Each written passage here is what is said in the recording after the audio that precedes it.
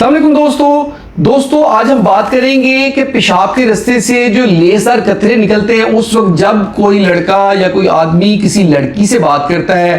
Phone पे बात करता है या वैसे बात करता है, कन्वर्सेशन करता है, तो पेशाब वाले रास्ते से कोई लेसदार ड्रॉप्स निकलते हैं। उसके ऊपर बात करेंगे कि वो कतरे क्यों निकलते हैं, क्या ये कोई बीमारी है या ये नॉर्मल है। देखिए दोस्तों, ये कतरे जो है ना कोई बीमारी नहीं है, ये एक नॉर्मल चीज़ है, ये एक ब्रेन का स्टिमुलस होता है। सेम उसी तरह कि अगर आप किसी किचन में जाएं किसी रेस्टोरेंट के, तो वहाँ जाके अगर आपने कोई अपना पर्सनल काम करना है, कोई पेमेंट लेनी है, कोई डॉक्यूमेंट्स पकड़ाने हैं, वहाँ 5 मिनट स्टे करेंगे तो आपको वहाँ खाना नज़र आएगा, आपको वहाँ पे खाने पकने की, चमचों की, कड़छों की आवाज़ें नज़र आएंगी, आपको वहाँ पे स्मेल होगा, स्मेल करेंगे आप, खुशबू आएगी वहाँ पे अच्छे अच्छे खानों की, खाने को आप देखेंगे भी, सुनेंगे भी, यानी कि सारी ये फीलिंग्स आपकी जो उसमें इन्वॉल्व होंगी सिर्फ चखने के अलावा,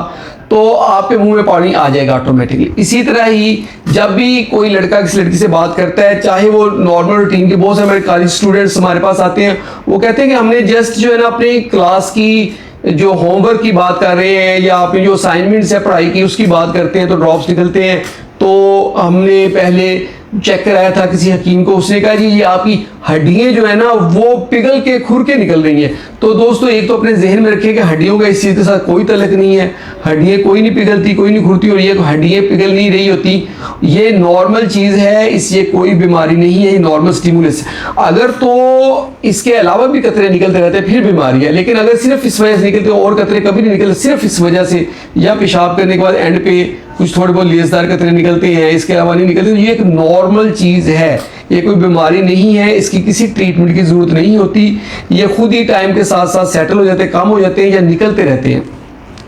तो ये चीज़ जो है ना अपने जहन में रखनी है, क्योंकि जब ब्रेन को स्टिमुलस मिलता है, जैसे मैंने खाने की मिसाल दी कि आपको तो पता है मैं यहाँ खाने नहीं आया, लेकिन जो आपके रिसेप्शन है स्मेल की, सूंघने की, जो आपकी रिसेप्शन है आंखों की, जो उन्होंने रिसीव किया, और जो आपके कानों ने रिसीव किया, ये सब चीज़ें रिसीव करके आपके ब्रेन को जो मैसेज भेजा, उन रिसीव करने वाले जो हमारे आलात हैं हमारे जिस्म के, उनको नहीं पता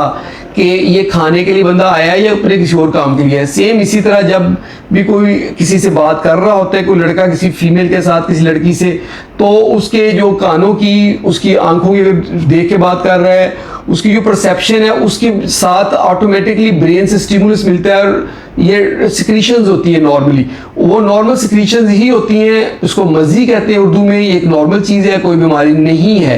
तो इसको जस्ट साफ़ कर लेना होता है, साफ़ करके धो लेना होता है, और कुछ लोग समझते हैं शायद इससे गुस्ल वाजिब हो जाता है, इससे गुस्ल वाजिब नहीं होता, इसको जस्ट साफ़ करना होता है। साफ़ कर लें, कपड़े को साफ़ कर लें, इसको साफ़ कर लें, और जो है ना वज़ू करके अगर नमाज़ पढ़नी तो नमाज भी पढ़ सकते हैं। तो ये थी आज की हमारी वीडियो कि जो पेशाब के साथ जो कतरे निकलते हैं लेसदार, वो क्यों निकलते हैं, उनकी क्या वजूहात है और उसको कैसे मैनेज करना होता है। होप आप लोगों को वीडियो पसंद आई होगी। अगर वीडियो पसंद आई तो उसको लाइक कर दें, उसको शेयर करें अपने दोस्तों के साथ, और हमारे चैनल को जल्दी से सब्सक्राइब करें ताकि आपको